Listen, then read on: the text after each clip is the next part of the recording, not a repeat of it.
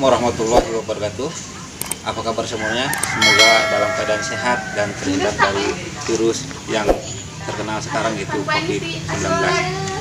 Baik, perkenalkan, nama saya Mat Thohir. Saya dari SMP Negeri Tinggi Sajira, Kabupaten Lebak. Di sini saya akan menjelaskan tentang AKM, Asesmen Nasional, apa saja yang ada di dalam asesmen nasional tersebut. Apa perbedaan asesmen nasional dengan ujian nasional? Untuk lebih jelasnya, kita simak penjelasan berikut ini. Pertama, kita akan membahas tentang asesmen nasional. Asesmen nasional adalah program penilaian terhadap mutu setiap sekolah, madrasah, dan program kesetaraan pada jenjang dasar dan menengah. Informasi tersebut diperoleh dari 3 instrumen utama.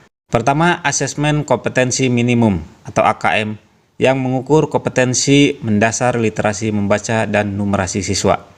Kedua, survei karakter yang mengukur sikap, nilai, keyakinan, dan kebiasaan yang mencerminkan karakter siswa. Yang ketiga, survei lingkungan belajar yang mengukur kualitas berbagai aspek input dan proses belajar mengajar di kelas maupun di tingkat sekolah. Selanjutnya, tujuan dan manfaat asesmen nasional, yaitu asesmen nasional menghasilkan informasi untuk memantau perkembangan mutu dari waktu ke waktu dan kesenjangan antar bagian di dalam sistem pendidikan. Asesmen nasional bertujuan untuk menunjukkan apa yang seharusnya menjadi tujuan utama sekolah, yakni pengembangan kompetensi dan karakter siswa. Yang ketiga, asesmen nasional juga memberi gambaran tentang karakteristik esensial sebuah sekolah yang efektif untuk mencapai tujuan utama tersebut. Hal ini diharapkan dapat mendorong sekolah dan dinas pendidikan untuk memfokuskan sumber daya pada perbaikan mutu pembelajaran. Maka dari itu, hasil asesmen nasional sendiri diharapkan mampu memberikan manfaat, bukan sekedar nilai belaka. Pembahasan yang ketiga yaitu membandingkan asesmen nasional dengan ujian nasional. Banyak pertanyaan-pertanyaan yang seringkali muncul terkait dengan penghapusan ujian nasional dan pemberlakuan asesmen nasional. Antara lain, apakah asesmen nasional adalah pengganti ujian nasional? Timbul pula kekhawatiran mengenai persiapan siswa, guru, dan sekolah menghadapi asesmen nasional.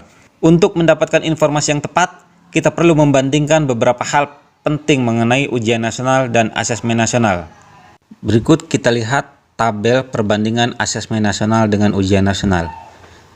Dari segi tujuan pelaksanaan, asesmen nasional bertujuan untuk mengevaluasi mutu terkait sistem satuan pendidikan. Sedangkan ujian nasional bertujuan untuk mengevaluasi capaian hasil belajar murid secara individu.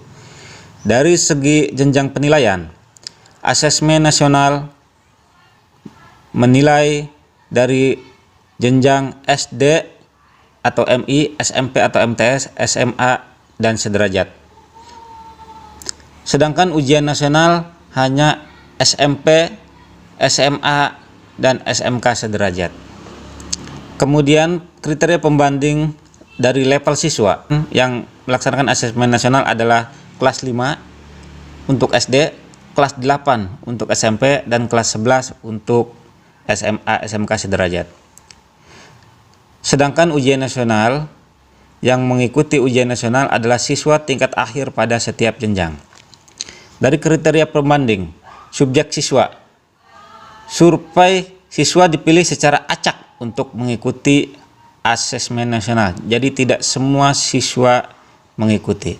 Sedangkan ujian nasional adalah secara sensus, semua siswa mengikuti ujian nasional. Model soal pada asesmen nasional menggunakan pilihan ganda kompleks, menjodohkan, isian singkat, dan uraian. Sedangkan ujian nasional model soalnya pilihan ganda dan isian singkat, matematika, SMA, SMK. Sasaran penilaian kompetensi pada asesmen nasional. Sasaran penilaian yang dinilai adalah kompetensi literasi, numerasi, dan karakter serta kualitas dan iklim satuan pendidikan yang mendukung pembelajaran. Pada ujian nasional, sasaran penilaiannya adalah penguasaan terhadap mata pelajaran. Kriteria pembanding selanjutnya itu metode penilaian. Pada asesmen nasional menggunakan metode MSAT. Sedangkan ujian nasional Computer Based Test (CBT) dan Paper Based Test. Sekarang timbul pertanyaan, mengapa asesmen nasional hanya diikuti oleh sebagian siswa? Hal ini terkait dengan tujuan dan fungsi asesmen nasional. Asesmen nasional tidak digunakan untuk menentukan kelulusan menilai prestasi siswa sebagai seorang individu. Evaluasi hasil belajar setiap individu siswa menjadi kewenangan pendidik. Pemerintah melalui asesmen nasional melakukan evaluasi sistem. Asesmen nasional merupakan cara untuk memotret dan memetakan mutu sekolah dan sistem pendidikan secara keseluruhan. Karena itu, tidak semua siswa perlu menjadi peserta dalam asesmen nasional. Yang diperlukan adalah informasi dari sampel yang mewakili populasi siswa di setiap sekolah pada jenjang kelas yang menjadi target asesmen nasional. Ada lagi pertanyaan, mengapa yang menjadi sampel siswa kelas 5 untuk SD, kelas 8 untuk SMP, dan kelas 11 untuk SMA, SMK sederajat? Hasil asesmen nasional diharapkan menjadi dasar dilakukannya perbaikan pembelajaran.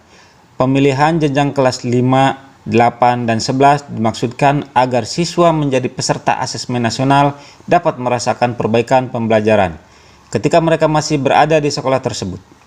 Selain itu, asesmen nasional juga digunakan untuk memotret dampak dari proses pembelajaran di setiap satuan pendidikan. Murid kelas 5, 8, dan 11 telah mengalami proses pembelajaran di sekolahnya, sehingga sekolah dapat dikatakan telah berkontribusi pada hasil belajar yang diukur dalam asesmen nasional. Perlu diketahui, selain peserta didik, asesmen nasional juga akan diikuti oleh semua guru dan kepala sekolah di setiap satuan pendidikan. Informasi dari peserta didik, guru, dan kepala sekolah diharapkan memberi informasi yang lengkap tentang kualitas proses dan hasil belajar di satuan pendidikan. Sementara asesmen kompetensi minimum untuk pendidikan kesetaraan berfungsi sebagai ujian kesetaraan. Asesmen kompetensi minimum atau AKM merupakan bagian dari asesmen nasional yang mencakup asesmen kompetensi mendasar, yaitu literasi membaca dan asesmen kompetensi numerasi. Bentuk soal asesmen nasional AKM terdiri dari pilihan ganda kompleks, menjodohkan, isian singkat, dan uraian. Pilihan ganda, siswa hanya dapat memilih satu jawaban benar dalam satu soal. Pilihan ganda kompleks, siswa dapat memilih lebih dari satu jawaban benar dalam satu soal.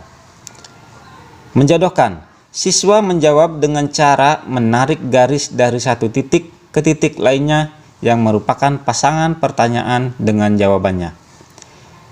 4. Isian singkat, siswa dapat menjawab berupa bilangan, kata untuk menyebutkan nama benda, tempat, atau jawaban pasti lainnya.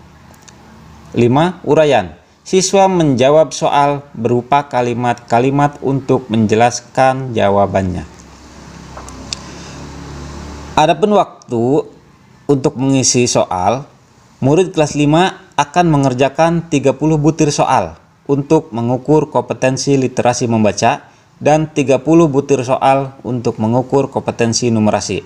Sedangkan siswa kelas 8 dan kelas 11 akan mengerjakan 36 butir soal untuk mengukur kompetensi literasi membaca dan 36 butir soal untuk mengukur kompetensi numerasi. Asesmen kompetensi minimum dilaksanakan secara adaptif, sehingga setiap siswa akan menempuh soal yang sesuai dengan tingkat kemampuan siswa itu sendiri. AKM mengukur kompetensi mendasar yang perlu dipelajari semua siswa tanpa membedakan peminatnya. Oleh karena itu, seluruh siswa akan mendapat soal yang mengukur kompetensi yang sama. Konteks pada AKM dibedakan menjadi 3, yaitu personal, sosial budaya, dan saintifik. Demikian penjelasan yang bisa saya sampaikan, semoga dapat diterima dan dipahami. Terima kasih. Wassalamualaikum warahmatullahi wabarakatuh.